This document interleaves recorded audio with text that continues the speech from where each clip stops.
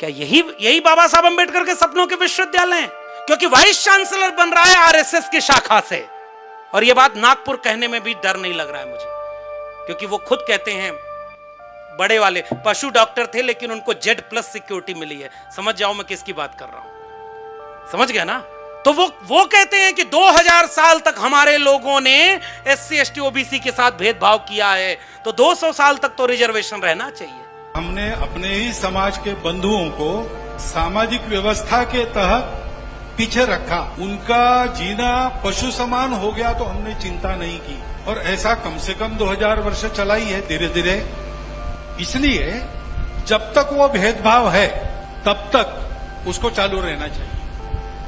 और इसके बाद उन्होंने वाइस चांसलर बनाए हैं तो आरएसएस की शाखा से निकले हुए लोग, प्रिंसिपल बनाए तो उन्हीं की, तो जिसको परमानेंट होगा वो भी शाखा जाएगा कि नहीं? मैं जब यहां आ रहा था तो हमारे दोस्त कह रहे थे किसी जगह पर शाखा लगती, लगाओ शाखा, हमें दिक्कत नहीं। आपका तो पूरे देश दुनिया पर राज है भाई, हम लोग कौन होते हैं बोलने वाले? अरे इस देश का प्रधानमंत्री आरएसएस की विचारधारा वाला है, इस देश का गृह मंत्री आरएसएस की विचारधारा वाला है। लेकिन विश्वविद्यालयों को तो रहने दिए होते। उसी जगह पर जब आप ज्ञान और दर्शन की शिक्षा देकर भारतीय परंपरा पढ़ा रहे हो, मैं आपसे सवाल पूछना चाहता हूं देश के प्रधानमंत्री से और शिक्षा मंत्री से कि उसी भारतीय ज्ञान परंपरा में तथागत बुद्ध क्यों नहीं है, संत कबीर क्यों नहीं है, गुरु रविदास क्यों नहीं है, गुरु नानक क्यों नहीं है, चोखा मेला बसवन्ना नारायण गुरु से लेकर के पेरियार क्यों नहीं है, ज्योतिबा फूले क्यों नहीं है, डॉक्टर बाबा साहब भीमराव अंबेडकर क्यों नहीं है? इनके बिना क्या भारतीय ज्ञान परंपरा पूरी हो सकती है क्या? तो सिलेबस में वो क्यों नहीं है भाई? ये आपकी नई शिक्षा नीति में किया जा रहा है। ज्योतिष शास्त्र महाराष्ट्र में इंट्रोड्यूस हुआ था, मुझे पेपर दिखाया था पिछली बार। तो ज्योतिष शास्त्र क्या होगा? दुनिया में एजुकेशन पैटर्न कहीं और जा रहा है, और हमारे यहां टेलीविजन पर बैठकर एक आदमी मंत्र फूंक करके नारियल को हवा में उड़ा रहा था, देखा आपने? हमारे यहां क्या हो रहा है? एक आदमी कहता है कथावाचक। देखिए धर्म के आड़ में क्या किया जा रहा है, और आस्थावान हिंदुओं को भी सोचना चाहिए। एक आदमी कह रहा है, रील बनवाता है, वहां रहता है कहीं, वो कह रहा है कि भगवान की दाढ़ी मूंछ क्यों नहीं होती, देखा है आपने? वो कहा कि चूंकि भगवान की उम्र नहीं बढ़ती, तो उसने कहा कि ब्रह्मा जी की तो होती थी, तो कहे वो भगवान थोड़ी है, और चुपचाप हिंदू सुन रहा है। वही कथावाचक कह रहा है कि पता है हमारा देश 15 अगस्त को क्यों आजाद हुआ? क्योंकि जब एक चिड़िया का अंडा समुद्र में गिर गया, उसने जो है ब्रह्मा जी से या किसी से याचना की कि वो गिर गया है, किसी तरह समुद्र सुखा देते, तो अगस्त मुनि ने पूरे समुद्र को पी लिया और समुद्र सूख गया। और जब यह बात अंग्रेजों को पता चली कि एक ही अगस्त ने सारा समुद्र पी लिया, तो अब तो 15 अगस्त हैं, भागो यहां से, और देश आजाद हो गया। ये मैं नहीं कह रहा हूं, ये उनकी रील पूरे इंटरनेट पर वायरल है। मुझे दोष मत देना, मेरे ऊपर मुकदमा मत करना, वैसे ही आधा दर्जन मुकदमा मेरे ऊपर है। ये लोग ये तो धर्म की बात कर रहे हैं, ये भारतीय परंपरा है क्या? एक आदमी है, बच्चा था, और बच्चा होकर के कह रहा है कि मैं डायरेक्ट हनुमान जी से और रावण से फोन पर बात करता हूं। हेलो हनुमान जी, कैसे हैं आप? और वो पर्ची बना करके दुनिया में भाग्य बढ़ रहा है। और वो कहता है, नई शिक्षा नीति के पहले था साइंटिफिक टेम्परामेंट को डेवलप करना, और जिसको प्रधानमंत्री कहते हैं कि मेरे छोटे भाई जो हिंदू राष्ट्र बनाने की यात्रा में निकला हुआ है, 4-5 दिन चला था, बीमार हो गया तो सड़क पर लेटा था, थर्मामीटर लगा था। अरे पर्ची बना लेते अपनी भी कि आज शाम को मैं बीमार होने वाला हूं, तो दोपहर में ही ठीक हो जाते। दिल्ली में आतंकी हमला हो गया, कोई पर्ची नहीं बनी। उस व्यक्ति ने एक रील में मैंने देखा, कहा कि देश के रक्षा मंत्री से मैं कहता हूं कि मेरे पास डिग्री तो नहीं है, लेकिन मेरा आप इस्तेमाल करिए, और देश की सुरक्षा के लिए जहां जरूरत होगी मैं जाऊंगा। अरे भाई तुम क्या सुरक्षा करोगे? अपना भाई छोटा वाला जेल गया था, छतरपुर के लोगों गूगल करके पढ़ना, अपने छोटे भाई को जेल जाने से जो न बचा पाया, वो पूरे ब्रह्मांड की पर्ची बना रहा है। और वो कह रहा है कि देसी गाय के गौमूत्र में हल्दी मिलाकर पियो, कैंसर ठीक हो जाता है। देश की शिक्षा व्यवस्था ऐसी होनी चाहिए कि साइंटिफिक टेम्परामेंट को डेवलप करे। इंडियन कॉन्स्टिट्यूशन का आर्टिकल 51A वो कहता है कि हमें देश के नागरिकों में वैज्ञानिक चेतना का प्रसार करना है, और नई शिक्षा नीति वैज्ञानिक चेतना का प्रसार करने की बजाय धार्मिक और सांस्कृतिक भारतीय दर्शन को पढ़ाने की आड़ में एक धर्म की आरएसएस वाले विचार को आपकी शिक्षा में दे रही है। तो जब उससे बच्चे पढ़ के निकलेंगे तो वो फूले अम्बेडकर पेरियार को पढ़ेंगे? यानी उन्होंने पहले ही तैयारी कर ली कि अब अगली पीढ़ी भी आपकी धार्मिक निकलेगी। ये शिक्षा व्यवस्था है सबके लिए। अगला पॉइंट, भाषाओं के लिहाज से मैं अभी और कोई बात नहीं कहूं, संस्कृत को जोर दिया गया है और जितने इनके नेता हैं सारे उनके बच्चे विदेश में पढ़ाई करते हैं। मतलब सारे नेताओं के बच्चे वो ट्वीट करते हैं, भाई आज मेरी बेटी ने हार्वर्ड से अपना डिप्लोमा का नौकरी पास कर ली, 2 करोड़ प्रति वर्ष के पैकेज पर अब उसे कैलिफोर्निया में नौकरी मिल गई है। और जैसे ही वो व्यक्ति भारत में आएगा और कहेगा जागो जागो हिंदू एक हो जाओ, तुम्हारा धर्म खतरे में है। तो जब धर्म खतरे में तो अपना बेटा बेटी को क्यों नहीं उसको बचाने के लिए ले आते? उनके बेटा बेटी विदेश में पढ़ते हैं, इंग्लिश मीडियम में पढ़ते हैं, और भारत में आकर के केवल मजहब के नाम पर लड़ाना। और आप न्यू एजुकेशन पॉलिसी में लैंग्वेज का फॉर्मूला ऐसा कर रहे हैं कि आप इस देश में चाहते हैं कि एक ही लैंग्वेज, तो आप पढ़ो ना भाई। बाबा साहब अम्बेडकर ने कहा कि अंग्रेजी भी पढ़ना, भारतीय भाषाओं को भी पढ़ो, आप मराठी भी पढ़ना, आप अंग्रेजी भी पढ़ो। इसलिए न्यू एजुकेशन पॉलिसी में यह क्लॉज बड़ा गड़बड़ देखा गया है। और इसीलिए मैं कह रहा हूं, इसका 5 साल में क्या उदाहरण देखने को मिला? और उदाहरण देखने को मिला कि डिजिटल डिवाइड हुआ। डिजिटल डिवाइड इतना खतरनाक है कि विदर्भ के इलाके में जहां किसान आत्महत्या करता है वहां कितना इंटरनेट चलता है, कितने लोगों के पास मोबाइल है और कितने बच्चे इंटरनेट से यूट्यूब से डिग्री पढ़ाई पूरी कर सकते हैं। जब डिजिटल डिवाइड कह रहा है कि more than 50% SC ST OBC के बच्चों को आज तक मोबाइल इंटरनेट या अच्छा कनेक्शन नहीं मुहैया है, तो यह डिजिटल डिवाइड फिर से वापस वही भारत बना रही है कि नहीं कि कुछ लोगों को शिक्षा मिलेगी और बाकी अपने आप शिक्षा से बाहर हो जाएंगे। तो ये इस देश के खिलाफ सबसे बड़ी साजिश हो रही है। और इसलिए मैं आपसे कह रहा हूं, हॉस्टल में रिजर्वेशन नहीं, EWS आरक्षण आ गया, हर जगह लागू हो गया। और मंडल कमीशन के बाद 54% रिजर्वेशन बढ़ा था, वो आज तक इंप्लीमेंट हर जगह नहीं हुआ है। फैकल्टी रिक्रूटमेंट नहीं हो रहा है, प्रोफेसर की डायरी पढ़ना। और एक बात याद रखना नागपुर के लोगों, अब मैं आखिरी में अपने भाषण को समेट रहा हूं, अखबार में ऐड आता है कि 1000 रुपए का पिज्जा सस्ता हो गया, भारी छूट। जो 1500 का पिज्जा था वो एक्स्ट्रा लार्ज साइज वाला अब 1000 में मिलेगा। 5 आदमी पिज्जा खा सकते हैं और पेप्सी की बोतल मुफ्त में मिलेगी और आप गदगद होके चले जाते हैं। उसी देश में बहस होती है कि 500 रुपए की किताब बहुत महंगी है। 500 की किताब महंगी है और पिज्जा महंगा नहीं। वो पिज्जा जो रात में खाया तो सुबह कहीं नजर नहीं आता, वह पिज्जा जिसे 4-5 लोग ही खा सकते हैं, उससे ज्यादा उसका कोई फायदा कोई दूसरा नहीं उठा सकता।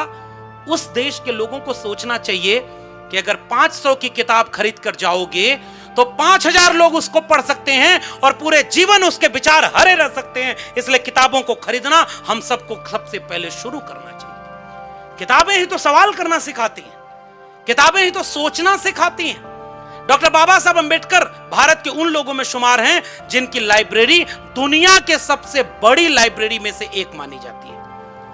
एक बार एक पत्रकार आया और पत्रकार कई जगह ये किंवदंतियां चलती हैं, कई बड़े नेताओं के पास पहुंचा। रात शुरू हो चुकी थी, ढल चुकी थी, सारे लोग सो गए थे। तब उन्होंने कहा कि और कोई नहीं तो अंबेडकर से मिल लेते हैं। और जब गए तो आधी रात को बाबा साहब कुछ लिख रहे थे। और उसके बाद जब वो व्यक्ति पहुंचा तो उस पत्रकार ने पूछा कि डॉक्टर अंबेडकर आप सोए नहीं? तो डॉक्टर अंबेडकर ने कहा कि मेरा समाज सो रहा है इसलिए मुझे जागना पड़ रहा है। जिस दिन मेरा समाज जाग जाएगा उस दिन वो अपने आप अपने हिस्से की लड़ाई लड़ पाएगा। और आज ये जो कार्यक्रम हो रहा है, 2 ही चीजें, एक तो संविधान, दूसरी शिक्षा। अगर ये 2 चीज हम बचा ले गए तो 25 साल बाद, 50 साल बाद की पीढ़ी जब हमें याद करेगी तो शर्मिंदा नहीं होगी। और अगर हम ये 2 चीजें नहीं बचा पाए तो वो पीढ़ी हमें माफ भी नहीं करेगी। मैं आखिर में ये बात कहते हुए विदा लेना चाहता हूं कुछ आंकड़ों के साथ। न्यू एजुकेशन पॉलिसी कहती है कि 20 साल में 45,000 सरकारी डिग्री कॉलेज हैं, उन्हें बंद करके क्लोजर और मर्जर की पॉलिसी के तहत केवल 15,000 सरकारी डिग्री कॉलेज बनाएंगे। यानी 30,000 सरकारी डिग्री कॉलेज बंद किए जाएंगे। कई लाख सरकारी स्कूल बंद किए जाएंगे ताकि अंबानी और अडानी का स्कूल और डिग्री कॉलेज खोल सकें। विश्वविद्यालयों में ज्ञान के अनुसंधान नहीं होंगे। तुम हवन करा रहे हो, तुम शाखा लगवा रहे हो, तो एक विश्वविद्यालय में अगर हवन कर लिया और गूगल करके जाके देखना, कोई मुसलमान नमाज पढ़ लेता है तो उसके ऊपर FIR हो जाती है कि तुम कॉलेज और यूनिवर्सिटी में नमाज कैसे पढ़ सकते हो, तुम हवन करा सकते हो, तुम एक धर्म का प्रचार कर सकते हो केवल इसलिए कि तुम्हारी संख्या ज्यादा है। फिर यह संविधान का अपमान है। संविधान ने सबको बराबरी का सम्मान दिया। विश्वविद्यालयों को कम्युनल कर दिया गया है, सांप्रदायिक कर दिया गया है। बच्चे बच्चे में हिंदू मुसलमान की नफरत भर दी गई है, जाति के नाम पर भेदभाव भर दिया गया। ये सारे कथावाचक जो हिंदू राष्ट्र बनाने के लिए पूरे देश में सड़क पर उतरे हुए हैं, एक भी व्यक्ति उनसे यह पूछता है कि हिंदू राष्ट्र तो संविधान के विरोध में कही गई बात है। डॉक्टर बाबा साहब अंबेडकर ने 1940 में Pakistan under partition of India किताब में साफ तौर पर लिखा कि अगर हिंदू राष्ट्र हकीकत बनता है तो वो इस देश के लिए सबसे बड़ा अभिशाप होगा। हिंदू कुछ भी कह लें, वो हिंदू धर्म स्वतंत्रता, समानता और बंधुता से मेल नहीं खाता। ये लोकतंत्र विरोधी है, इसलिए किसी भी कीमत पर इस देश को हिंदू राष्ट्र बनने से रोका जाना चाहिए। ये मैं नहीं कह रहा हूं, ये बाबा साहब अंबेडकर ने अपनी किताब में लिखा है, Pakistan or the partition of India. और इसलिए आज आप खुलेआम वो सब होने दे रहे हो। एक व्यक्ति कह रहा था कि पृथ्वी किसके अधीन है? देवता के। देवता किसके अधीन है? मंत्रों के। मंत्र किसके अधीन है? ब्राह्मण के। इसलिए पृथ्वी पर देवता कौन हुआ? तो बाकी क्या हुए? ये वो लोग कथा कहते हैं जो इस देश को हिंदू राष्ट्र बनाते हैं। उनसे 3 सवाल पूछना नागपुर के लोगों। पहला, संविधान बड़ा कि मनुस्मृति? दूसरा, SC ST OBC को मिलने वाला आरक्षण सही है या गलत? तीसरा, डॉक्टर अंबेडकर बड़े कि कोई और? आप जरा हाथ उठाकर बताना इन तीनों में उनका जवाब क्या है। क्या वो डॉक्टर अंबेडकर को बड़ा मानते हैं? क्या वो संविधान को मनुस्मृति से बड़ा मानते हैं? क्या वो आपके आरक्षण का समर्थन करते हैं? जब वो आपके सारे चीज के विरोध में है तो उनकी कथा सुनने कौन सबसे ज्यादा जाता है? भाई 90% आबादी जिसकी है वही भीड़ तो वहां भी है, क्योंकि हमारी शिक्षा वहां तक नहीं पहुंची। मैं बधाई देता हूं। और आज ये बात कहना होगा, सूरज कैसे पैदा हुआ, धरती कैसे पैदा हुई, चांद सितारे कैसे बने, इंसान कैसे बने, सबका जवाब जिसके पास था वो एक मोबाइल नहीं बना पा रहा है, वो पैरासीटामोल की दवाई नहीं बना पा रहा है। ये भारत सोने की चिड़िया था जब इसमें बुद्ध पैदा होते थे, कबीर पैदा होते थे, जब इसमें चारवाक लोकायत पैदा होते थे, आर्यभट्ट पैदा होते थे। लेकिन उसके बाद ज्योति बसु से आकर के कलाम पैदा हुए, लेकिन तुमने उन्हें महानायक बनाया क्या? क्यों इस भारत में कोई गैलीलियो, कोई आइंस्टीन और कोई न्यूटन फिर नहीं पैदा हो रहा है? क्योंकि फिर यहां पर्ची कौन बनाएगा? यहां आइंस्टीन, गैलीलियो पैदा होते अगर उनको नींबू, नारियल और हरी मिर्च से बचा लिया गया होता। आपने अंधश्रद्धा को पूरे देश में इंपोज कर दिया, तो वैज्ञानिक कहां से पैदा होंगे? फिर वही पैदा होंगे जो पैदा हो रहे हैं। बादल आता है तो रडार काम नहीं करता है, समझदार को इशारा काफी। और अब उन्हें नया भगवान बनाया जा रहा है। दुनिया भर में यही पढ़ाया जाता है ना कि H2O का मतलब पानी होता है, O2 को मतलब ऑक्सीजन होता है। लेकिन धरती कैसे पैदा हुई है ये हर जगह अलग अलग पढ़ाया जाता है। हमें वैज्ञानिक चेतना का भारत बनाना है। हमें किसी से विरोध नहीं है। आप कह रहे हो कि गोबर खाने से बीमारी ठीक होती है, हम कभी आपका विरोध नहीं कहेंगे। खूब गोबर खाइए, हम तो किसान परिवारों के लोग हैं। कम पड़े तो बताइएगा, सप्लाई किसान कर देंगे।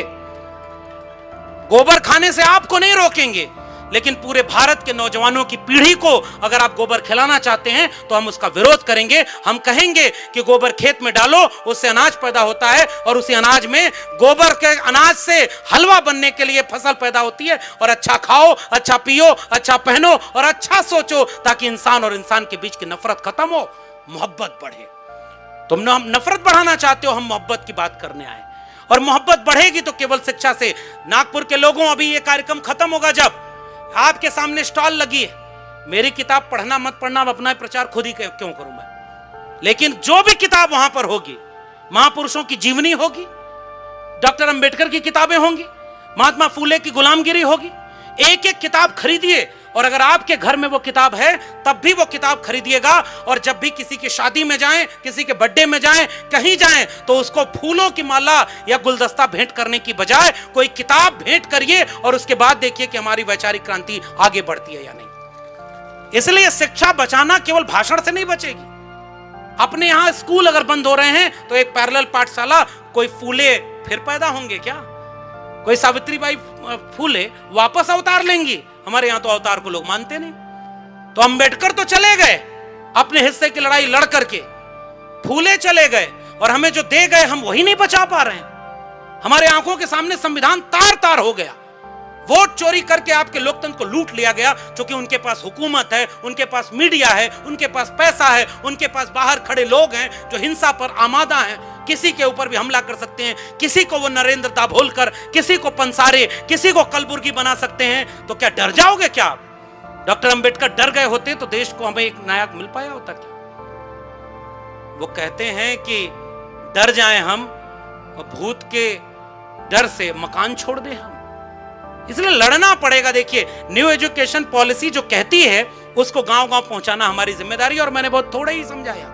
और आखिर में जाके कह रहा हूं कि जिस देश में शिक्षा खत्म हो जाएगी उस देश से समझदारी खत्म हो जाएगी, और समझदारी खत्म हो जाएगी तो सवाल करने की ताकत खत्म हो जाएगी। आने वाली पीढ़ियां गुलाम पैदा होंगी, और अगर आप अपनी आने वाली पीढ़ियों को गुलाम पैदा करना चाहते हैं तो फिर इस शिक्षा नीति के जो दुरुपयोग हो रहे हैं उसको गांव गांव पहुंचाइए और समझाइए कि कैसे है। आपके विदर्भ के कितने स्कूल बंद हो रहे हैं, उन स्कूलों पर पैरेलल पाठशाला शुरू कर दीजिए कि हम संविधान पाठशाला वहां चलाएंगे और SC ST OBC बच्चों को मुफ्त में पढ़ाएंगे, और हम सारे लोग अगला कार्यक्रम उस पाठशाला में करें जो गांव में स्कूल बंद हो गया था वहां खुला है, तब जाकर के क्रांति आएगी। केवल राजनीतिक दलों का इंतजार मत करिए, अपनी जिम्मेदारी निभाइए कि स्कूल बंद कैसे होंगे, और उन लोगों से सजग रहिए जो यहां जय भीम बोलते हैं और वहां जाकर के उनकी सत्ता में नतमस्तक हुए।